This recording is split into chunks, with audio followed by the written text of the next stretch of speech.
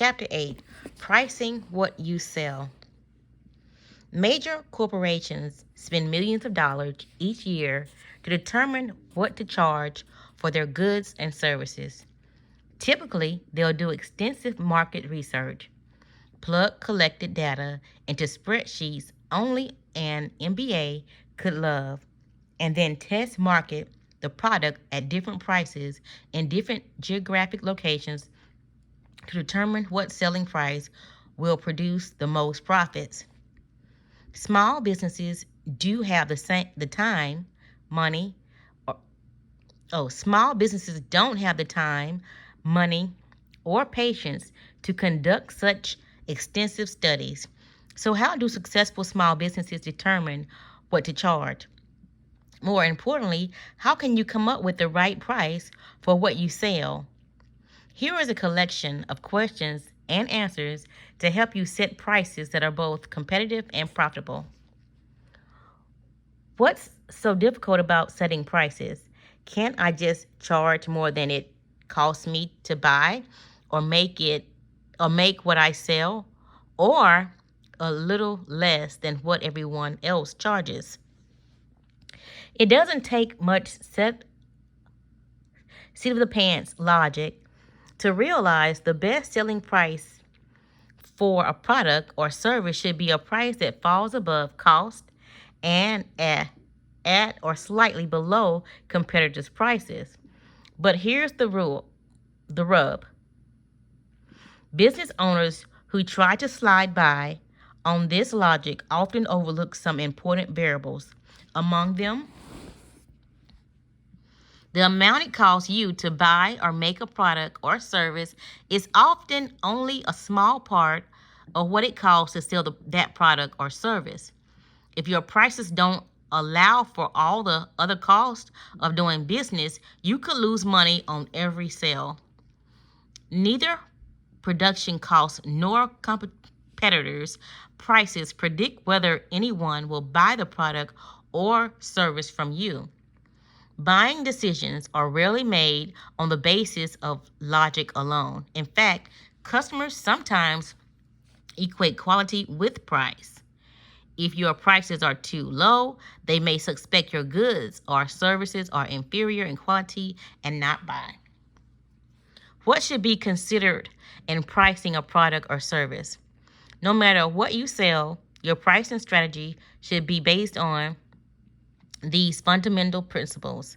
In addition to what it costs to make or buy what you sell, your minimum price must take into consideration marketing expenses, operating expenses, labor costs, the amount of profit you want to make, and income and self-employment taxes. The price you can get for any product or service depends on the amount of money customers are willing to pay or expect to pay. There must be a large enough market to allow you to sell profitable over a long period of time. If there isn't a market for your product or service, it won't sell at any price. Other than a few supplies, what expenses do small service businesses have? Service businesses normally have to spend large sums to purchase production materials or inventory, but they can have fairly significant daily operation expense. Even a one person service business is likely to have many of the following expenses: purchase price and maintenance costs of a computer, photocopier, printers, cameras, tools, answering machine, fax, and other equipment. Telephone line and use services charges. Upgrade to equipment and additional computer software needed to meet customers' requirements.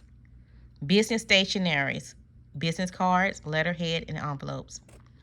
Supplies such as notepads, computer diskettes, file folders, printer ribbons, toner cartridges, mailing labels, photocopy supplies, film, art supplies, etc. file cabinets, desks, chairs, bookcases, and other office furniture, cost of trade magazine subscriptions, cost of membership in professional associations, client entertainment cost, sales and marketing literature, preparation and printing, postage and or express mail and delivery services, appropriate business insurance, fire and theft, personal liability, errors and omissions, and if you have employees, state compensation insurance. Your salary as the owner, cost of the benefits you get as an employee, health and disability insurance, pension plan, etc., federal, state, and city income taxes, self employment taxes, cost of legal, accounting, and other professional services, non billable time. If you have or take on employees, in addition to the cost of their salaries and any benefit you offer, you will have to allow for workers' compensation, employers' share of Social Security benefits, extra office overhead expenses and benefits. What is non-billable time? Non-billable time is the time you spend doing work you can't charge your customers for. Typically, such work includes writing proposals, making a business contract, answering customer questions, doing your own filing, typing, and bookkeeping, and learning to use new computer programs. Why is non-billable time considered an expense? It is. In a service business, earnings are tied to the number of hours devoted to income producing work. In some small service businesses, 1/3 or more of the total working hours each week may be spent doing work that can't be billed to any client. In fact, it's not unusual for the owner of a one-person business to work from early in the morning until late at night without directly producing a cent of income. Under such circumstances, time is a commodity with a significant value. For instance, assume you work a total of 40 hours a week in your service business, and on average, you make about $25 an hour on time spent on client work.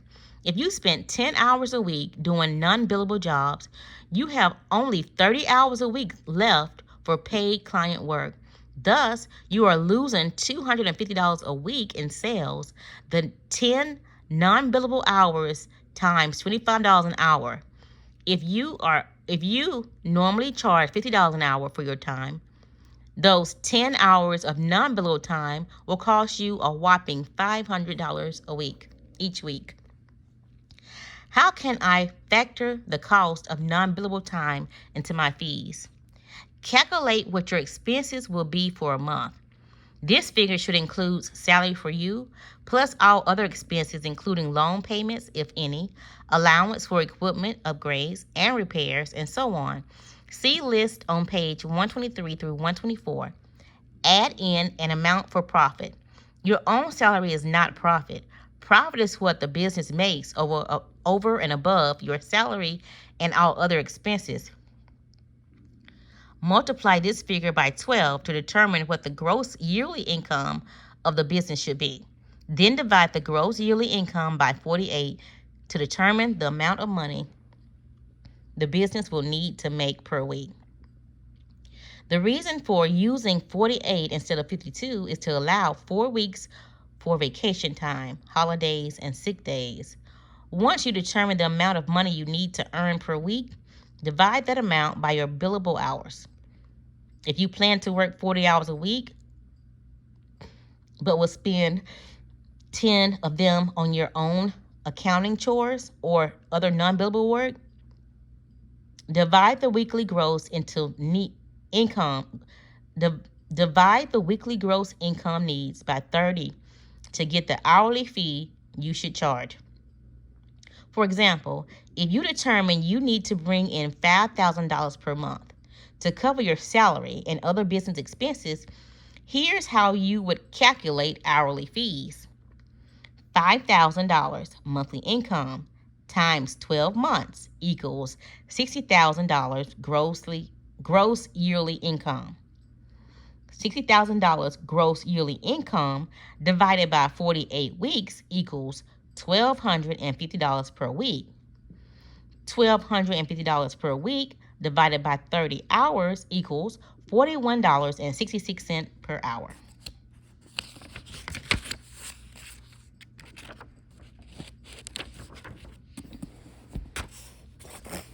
What are typical overhead costs for small offices?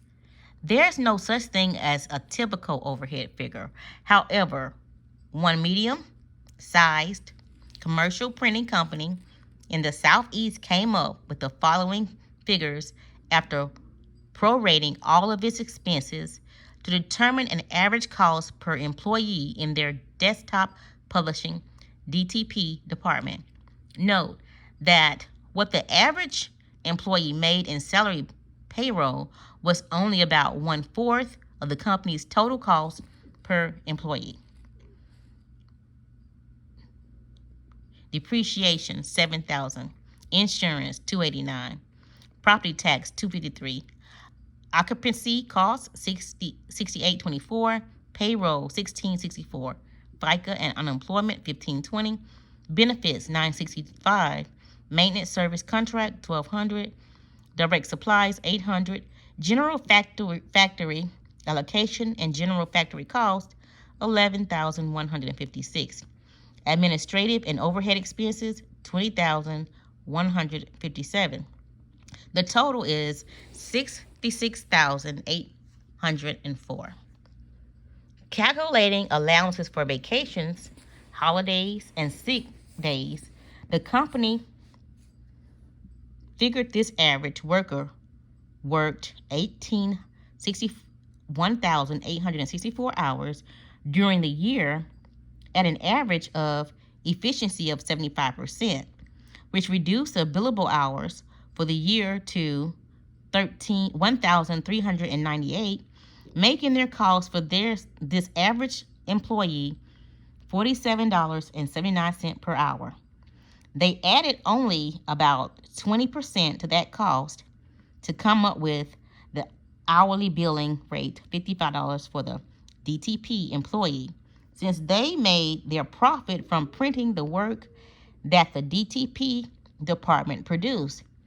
If all of this income had been derived from the DTP operations, they would have had to mark up their costs much more in order to be profitable. What about independent sales and representatives, distributors, agents, and others who work on commission only? How do they make sure they'll make enough to cover expenses and make a profit? If your business will be some type of agency, brokerage, or distributorship, the commission you can charge will have to conform closely to industry standards. The way to make this type of business profitable is to know your industry inside and out. Maintain close contact with buyers or purchasing agent and have top-notch sales skills. Whether you plan to be a print broker, a distributor for industrial filters, or a literary agent, you need a good handle on which companies are buying what type of products, how much they are paying for them, who makes the buying decisions, how many sales you can realistically expect to make, how long it will take you to make the sale, what it will cost you to make the sale, how long it will be from the time the sale is made until the time you collect your fee, what the likelihood of repeat sales is. Since the amount of money you make will be limited to the commissions you make on each sale, add your estimated expenses and after expense income you want to achieve. Then choose clients whose goods or services will sell at high enough prices or in a sufficient quality to produce the income you want to achieve. How can I make an accurate sale or cost estimates?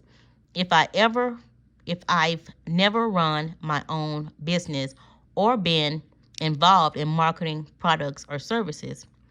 Here are several ways to get the information you need to predict sales and costs. Talk to other business owners. Find out what they charge and ask how much they spend per year on marketing, advertising, office, office overhead, etc. At the end of this chapter, you will find a list of typical fees charged by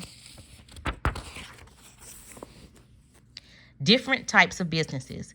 The fees will offer you some guidance, but you should try to get information about prices in your part of the country as well. Contact industry or trade associations and ask if the association has literature that will help you determine what business expenses you may incur and what the going rates are for the general type of product or service you plan to sell. If you own a modem, sign up for one or more of the commercial online information networks. All have forums or special interest groups where owners of small and home-based businesses network with one another. You'll find many of these people will readily share information about pricing and business expense. If you are starting a one-person service business and aren't sure what to charge, read employment ads and call several employment agencies to determine what hourly salary you might expect if you were to provide your service as an employee in someone else's business. Consider tripling the salary figure to allow for benefits you get as an employee, office overhead, and profit. Gauge your fees according to what other service providers charge you. For instance, if local services in your area charge an average of $50 an hour for labor, car repair, computer repair, etc., consider setting your prices in the same range. If possible, run the business part-time on a small scale, keeping accurate records of all expenses and income. Also keep track of how much time it takes you to complete work or make sales and how long it takes you to collect from your customers.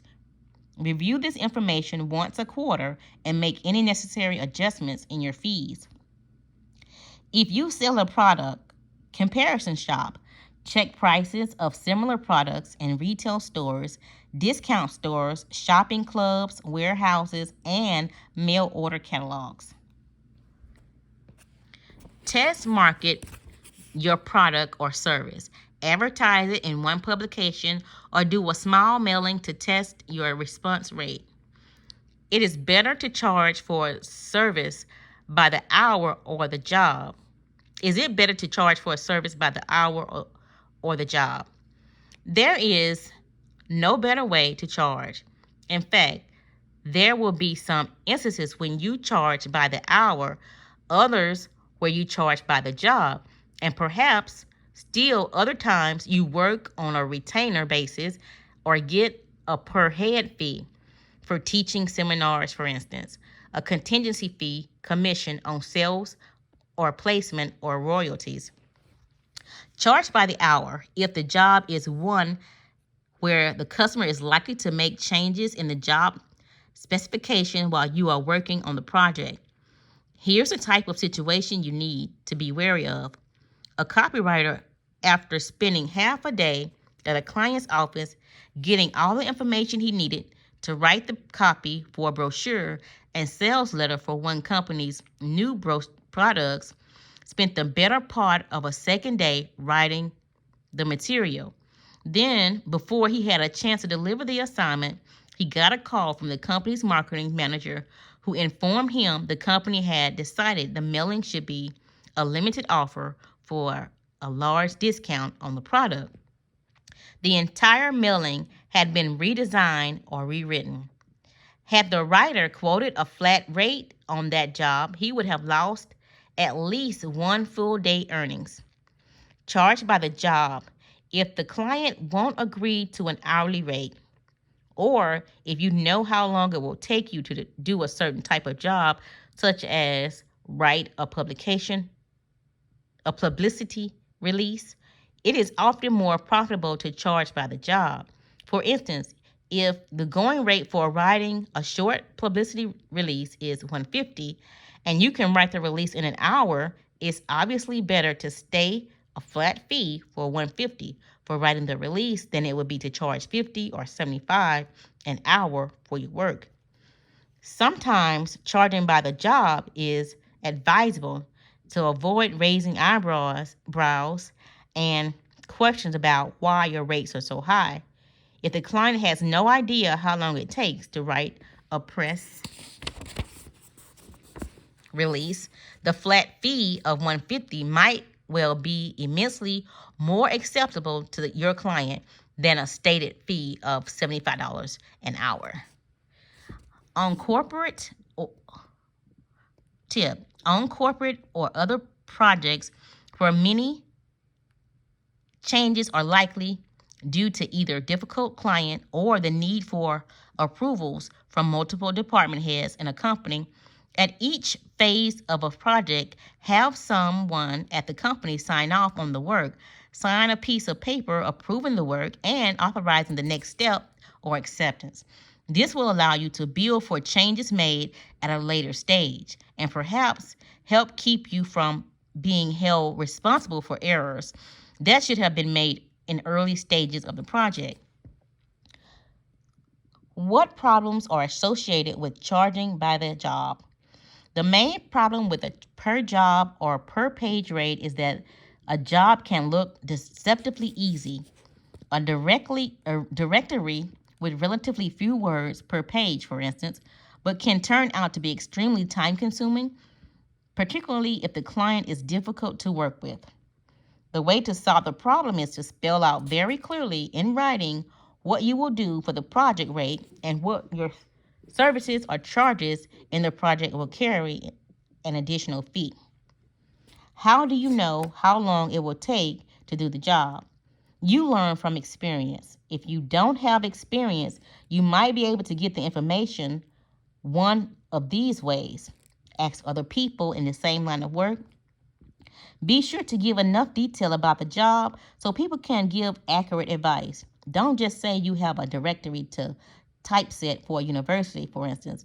Give details such as there are 10 entries on a page. The name is in bold type with all related information for entry indented. The number of line varies from 3 to 5. Do one small part of the job and time yourself. Then estimate the total job time. Consider not taking the job or doing the job for free if you are just starting out in a business and have little experience in the industry. In other words, don't bill customers for the time it takes you to learn your trade. What about retainer agreement? How do they work? A retainer can be a lump sum used as a type of secured credit against which you draw as you do work for the client, or you can be a regular monthly fee paid to you to guarantee the availability of your services when the client needs them. Generally, the amount of money paid on a retainer is basically on your normal hourly rate. How do contingency fees work? When you work on contingency arrangements, you get paid if the outcome of your endeavors is successful. The actual payment is usually a percentage, such as a percentage of a settlement an attorney wins for his or her client, but can be a flat fee too. How high can I set my fees without pricing myself right out of business? To answer that question, you'll have to find out the going rate for the type of service you perform. In addition to the nature of the service, your experience, geographic location, competitors, and the clients you target all will have an effect on the maximum rate you can charge without losing worthwhile customers. How do I find out what is the going rates are? The best advice on the stat score comes from Roy Bernstein, president of Demand Research Corporation, a Chicago-based company that conducts market research studies for major corporations. Advises Bernstein, instead of diddling around with formal market research, the small business owner should get out in the marketplace and go nose to nose with a few air breathing clients. In other words, get out and talk to the people you want as customers. Find out what they want to buy, how much they are willing to pay for it, and where they are buying similar services now. What if no one is selling a product or service like mine? Bernstein's advice for introducing new concepts is to be innovative and non-traditional. Instead of trying to explain how a new product or service will benefit your prospects, show them. That's what Lou Lur, chairman of 3M, did when Post-it notes were developed. To test the acceptability of the note in real life corporate settings, Lur had his secretary send samples of the product to secretaries of a few dozen CEOs at other Fortune 500 companies. As a result, that test, you now pay premium prices for tiny squares of note paper. How do I get up the nerve to ask for high fees? Knowing what you ought to charge is one thing. Actually asking for your fee and holding out for it is quite another. Here's a few tricks you can use to bolster your self-confidence and determination. Pretend you are selling the product or service for someone other than yourself. You are less likely to take it personally if a client rejects you because of high fees or any other reason. Calculate how much it costs and your family to live for a year. Add in an amount to allow for your business expenses. Now divide that figure by 1,920, the average number of working hours in a year. This will be the bare minimum you have to charge just to keep your head above water. Making a list of personal goals. For example, the new house, expensive sports car, vacation, condo, etc. Imagine yourself enjoying them. Then put a dollar amount next to each goal and set a reasonable date for reaching the goals. Each time you are asked to quote a fee, think of your quote as moving you one step closer to your goals.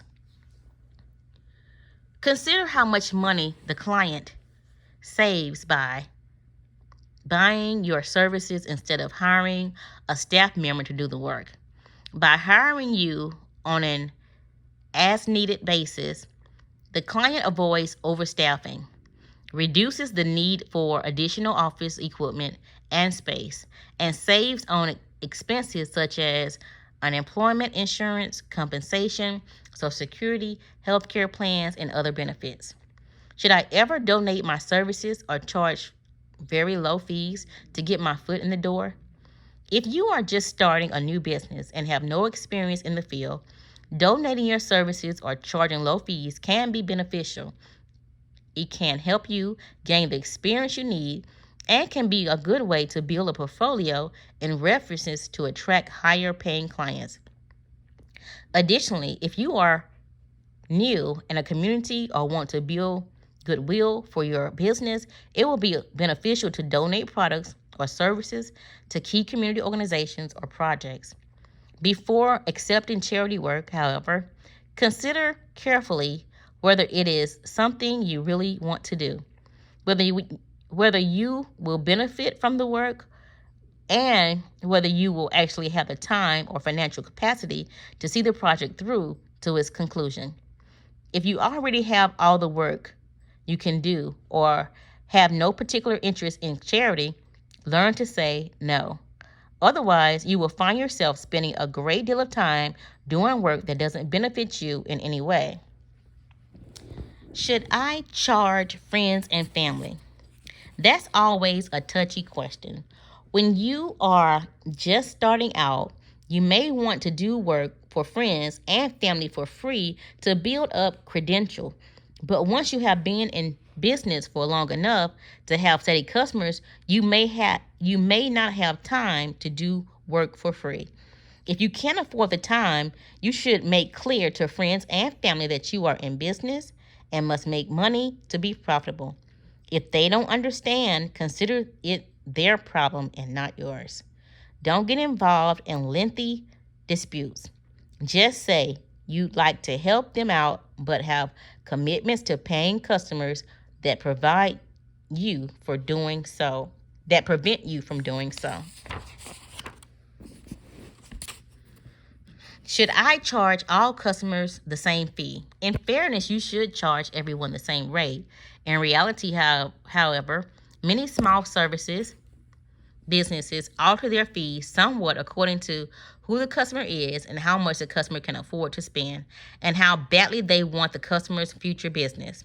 Tip: if you charge different clients different fees for similar work, get them to agree in writing, not to disclose your fees to other individuals or companies.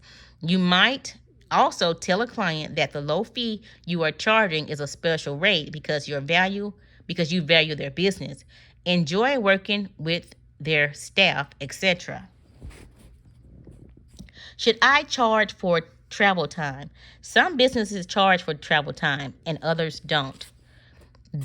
Those that do charge reason that the time spent traveling is time they can't spend on other income producing activities. You will need to decide what's right for you based on what others in your field do. How badly you want any individual customer and how much time you will spend traveling for that customer. If you do opt to bill for travel time, be sure your customers are aware of that fact before you start work on any project for them. A written explanation of all your fees presented to the client before you start a project will go a long way toward avoiding billing misunderstandings after you've completed the work. How much should I charge for travel time? Travel time is usually billed at either the full hourly rate or one half the hourly rate. Should I undercut the competition? If you have many competitors, you are not known, you have to charge a little less than your competitors to make a name for yourself. Some people who run service businesses say being faster and better is an attractive benefit to their prospects. Others say underpricing can backfire. One disc jockey for instance, lost a sale when he quoted a price of $600 lower than one of his competitors. The client felt the lower price reflected a lower level of professionalism. Others have found that increasing their prices considerably increases their number of clients. Tip: one strategy that works well for many one or two person businesses is to start at a price a little below what the competitors charge. If that price is profitable, and then gradually raise prices, eliminating marginal profitable customers as the business grows. What costs are associated with selling products? Following is a list of some of the expenses you may expect when you sell products. The list is not all inclusive, since no two businesses are likely to incur all the same costs.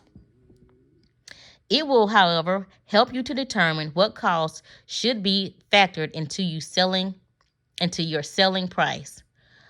What wholesale prices of products you will resell. Price you pay for material and supplies used to manufacture the product. Outside manufacturing costs you may incur, for instance, to have dyes or molds or made or have a product produced to your specifications. Machinery and tools needed to produce the product. Preparation and production of instructions, manuals, writing, design, typesetting, printing, and binding costs. Preparation and production of other items shipped with the product. Packaging, boxes, styrofoam filler shrink wrap. Package design cost, licensing fee or royalties, cost of warranty cards and registration cards, including business reply, postage, including the product, cost of sale brochure, press kit, and or other marketing materials, advertising, copywriting, printing, duplication, and other services you may need to purchase. Labor cost, your own plus that of any employee.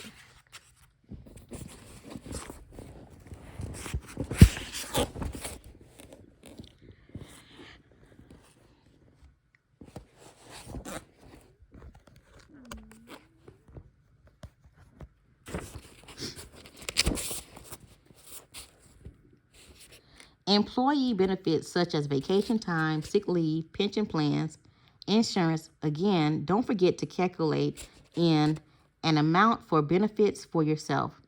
Employee share of FICA and your own self-employment tax if the business is not incorporated. State unemployment and compensation insurance, costs for employees, trade show expenses, publicity expense, mailing costs, mailing list, rental cost, office overhead, rent, maintenance, phones, and other utilities, equipment, repair, services, contacts, office supplies, etc., businesses, insurance, and product liability insurance, legal and account fees. How do I determine the best selling price for products? Here are several methods to help you decide what to charge for your products. Base the selling price on cost per unit. Establish how many sales of the individual product, number of units, you will make within 3 to 6 months or other given time frame. Add up all the business costs you will incur to produce and sell the product and run the business during that time frame. Divide the total expected cost by the expected number of sales. This will tell you what your costs are per sale unit cost. Determine the profit you want to make on each sale per unit and add the profit plus an allowance for income and self-employment taxes to the unit cost. This will give you the minimum price you will need to get for each product to cover your costs and provide a profit. If you sell directly to your customers, this would also be the minimum selling price. The cost per unit method works well for many small software companies such as Survivor Software, a company that sells Macintosh accounting software. Mike Farm, Survivor Software CEO, says, as rough estimate, you can figure the final product will have to have a retail price of twice your per unit cost. Determine the discount you will need to offer distributors or others and any commissions you will need to pay in independent sales representatives. Distributor discounts are figured as a percentage of a product's retail list. Thus, if the list price of a widget is $2 and the distributors in your industry expected a 50% discount off the list price, the actual amount of the discount would be 50% of $2 or $1. Sales representatives' commissions are generally calculated on the selling price, not the retail list price, and the discount or commission amount to the total cost per unit to arrive at a retail price. Compare the price you determine with the list price of similar products or products aimed at a similar market. If your price seems much higher, go back and look for ways to reduce your cost. Decide on a retail price and work backwards from the expected retail price, subtracting distribution and other discounts, sales commissions, and your profit. This will give you a cost per unit. If you can't manufacture the product at this cost per unit, change the retail price and work out the figures again. Calculate your break-even point. You don't need to be a mathematician to calculate break-even points. The break-even point is simply the number of sales you need to make at any given price to cover your costs. To determine break-even points, you divide your total cost by the selling price of the item. Your answer represents the number of products you have to sell at the stated price to pay back your costs, break even.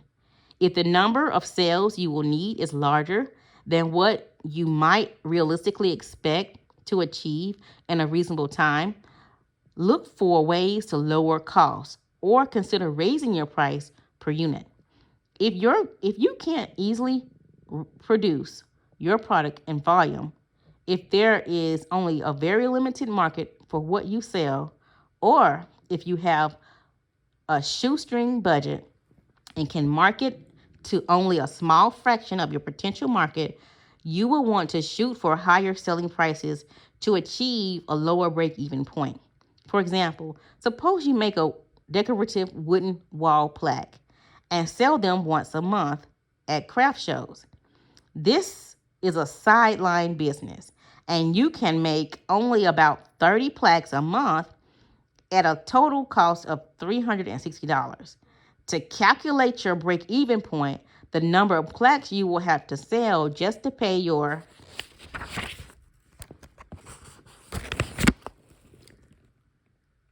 cost, you would take one or more possible selling prices and divide the selling price into the total cost figure. Your result might look like this. Break-even calculation. So your total price is $360, selling price is $12. Number of sales to break even would be 30. Total price $360, your selling price is 15. The number of sales to break even would be 25. Total price $360, selling price 18. The number of sales to break even would be 20. Total price $360. Selling price $20. The number of sales to break even will be 18. Total price $360. Selling price $24. The number of sales to break even would be 15. Total price $360. Selling price $30. The number of sales to break even would be 12. Looking at the figure, you would immediately Looking at the figure, you would immediately see that a $12 per plaque, you would have to sell every single one just to pay back your costs, and that to make a decent profit, you would have to price a plaque at an upper dollar amount. If you frequent craft shows, and you should if you expect to sell at them, you would have some idea about whether or not items similar to yours sell in the higher price ranges. If they typically don't sell for much more than $15, you will have to decide whether it's worth your while to make and sell the plaques. How do I find out what competitors are charging? If you aren't sure what competitors are charging, either call or ask for prices in product literature. Go to the retail stores or sales outlets and price similar products. Look through catalogs, magazines, and newspaper ads. Don't forget the classified section, or call the contact potential customers and do a survey to find out where they now buy what you plan to sell and how much they pay for it. What should I do if my price estimates indicate I will need to charge more than my competitors? Basically, you have 4 options. Look for ways to cut costs. Consider using less expensive materials, different manufacturing methods, cheap labor, or cutting overhead expenses.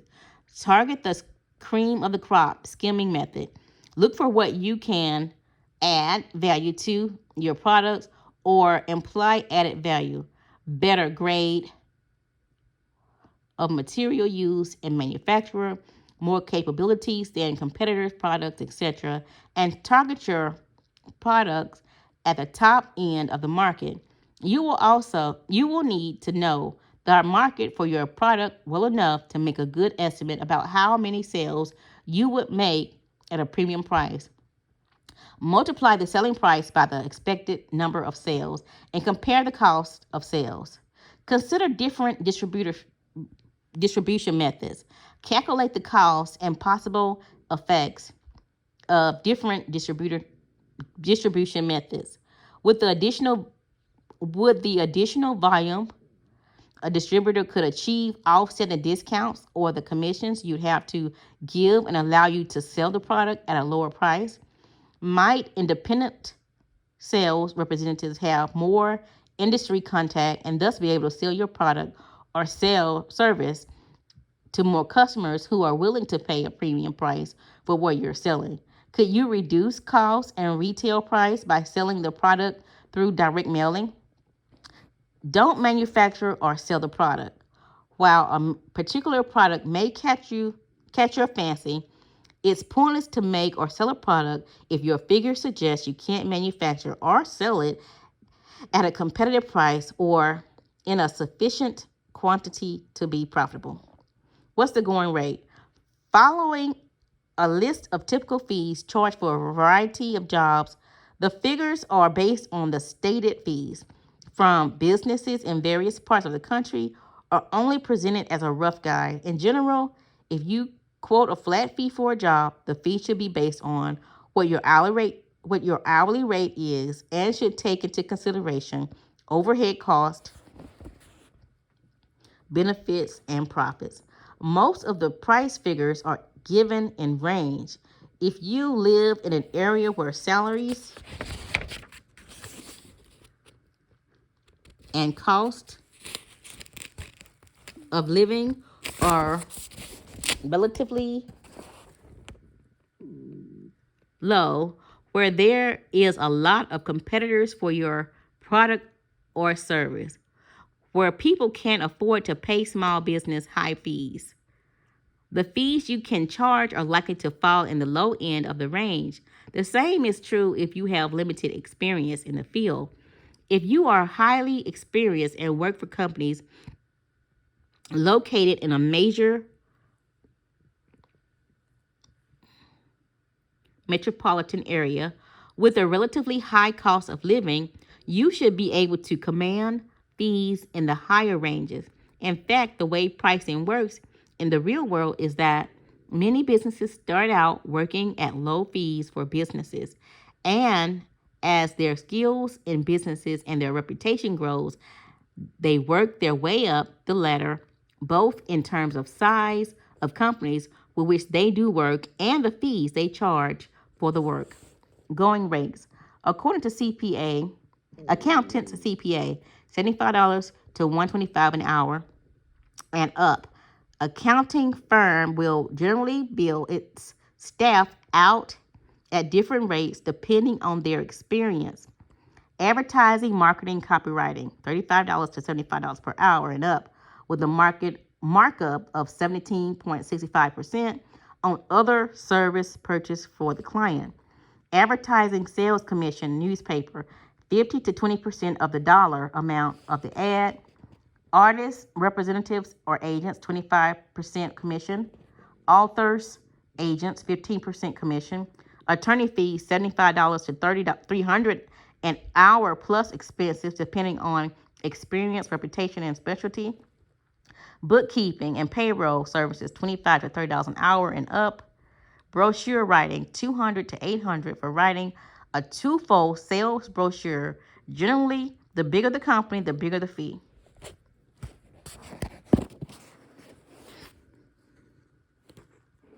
Catalog copywriting, $15 to $25 per item in the catalog and up, depending on the type of catalog, length of copy, etc. Commercial art design fees, $50 to $100 per hour or more for skilled commercial artists. Higher fees are generally paid by large clients. Computer consulting without programming, $35 to $50 per hour for setting up small microcomputer systems with off-the-shelf software. setting up batch fields, backup, and troubleshooting. Some consultants, however, were getting only $15 to $25 per hour in the Southeast in 1992. Computer programming systems analysis, $50 to $100 an hour. Computer training, $25 to $40 per hour per product covered, or $25 to $40 per hour for tutoring, staff, training, etc.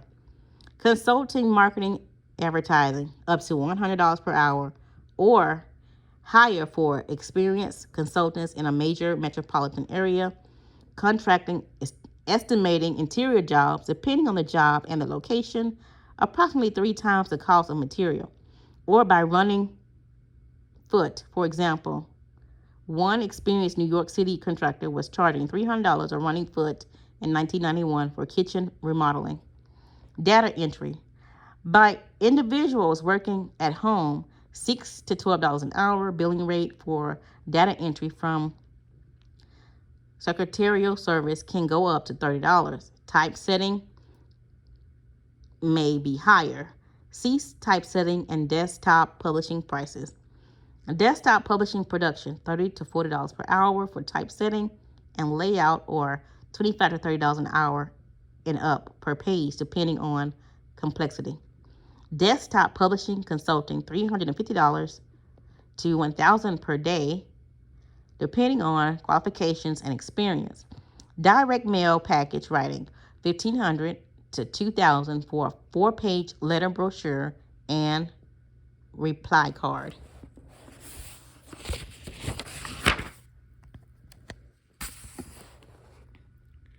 Graphic design agency bills $50 to $125 per hour. Letters to type generic letters and print multiple copies, no merge, 20 cents to 30 cents per page.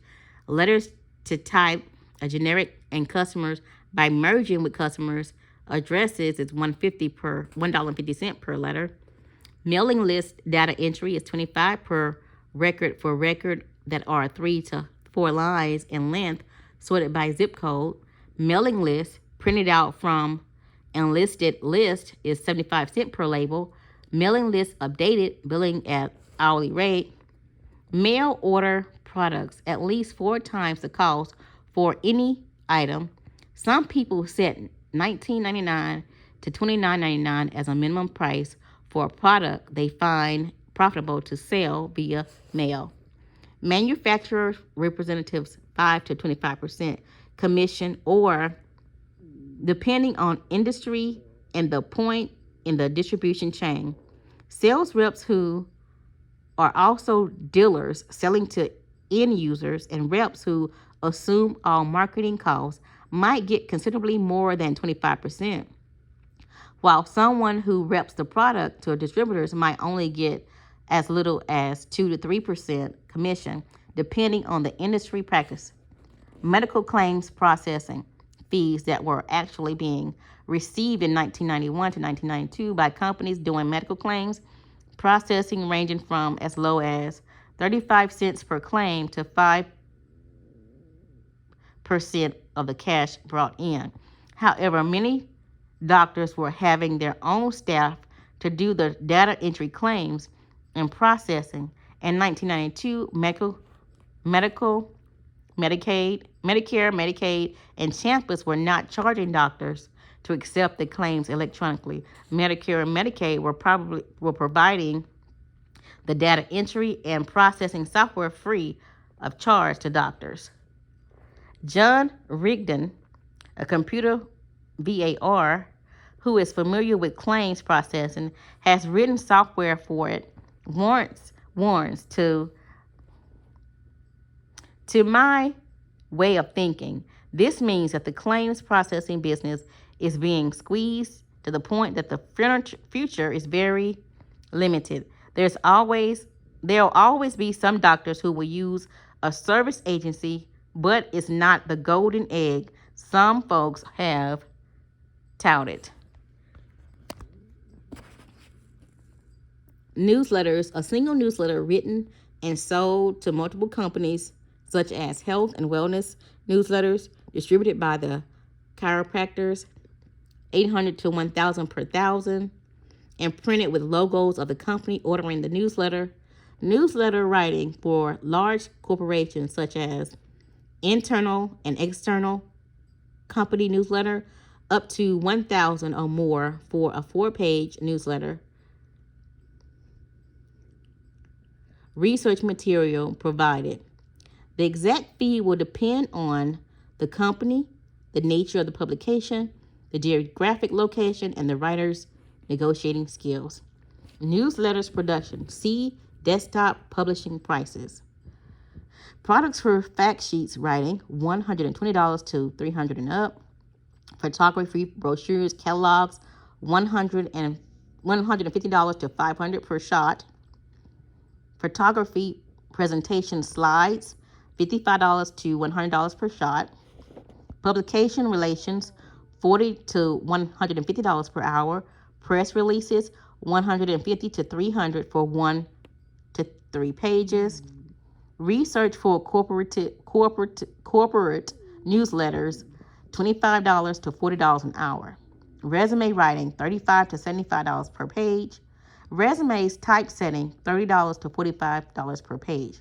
Resume storage, $5 per resume. Resumes, extra printouts, $1 per page or $20 per 25 pages. Blank sheets, $10 a page. Blank envelopes, 25 cents each. Retainer agreement. Retainer agreements are usually figured by multiplying the normal hourly bills rates, the number of hours the client company wants set aside for its work. Some retainers pay the Northeast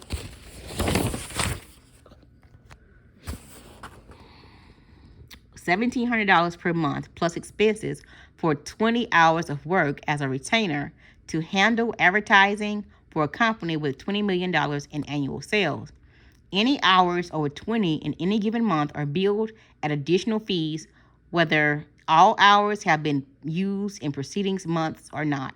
$1,000 per month plus expenses for computer consultants and troubleshooting for graphic arts firm with a network of 3 computers, a laser printer, and an image setter. Retainers for legal research, full expected cost of the research held in escrow, with charges deducted from escrow accounts as incurred. Sales letters writing, $100 to $500 per page, with the highest figures going to seasoned professionals in direct mail. Text preparation, text prepared, who are not CPAs, often charged by the form,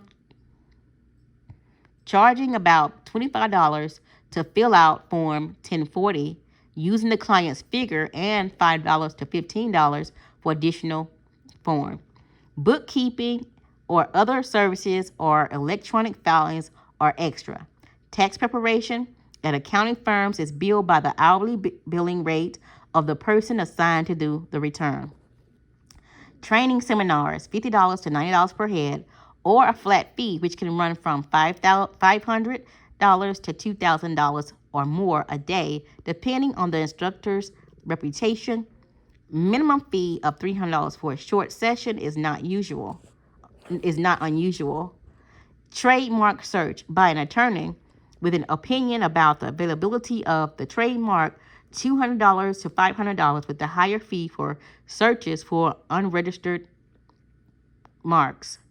Preparation of trademark application is extra. Translation. Agencies charge their customers approximately 85 cents to 13 per word, depending on the client, the large language being translated from and to, and the technical difficulty of the work.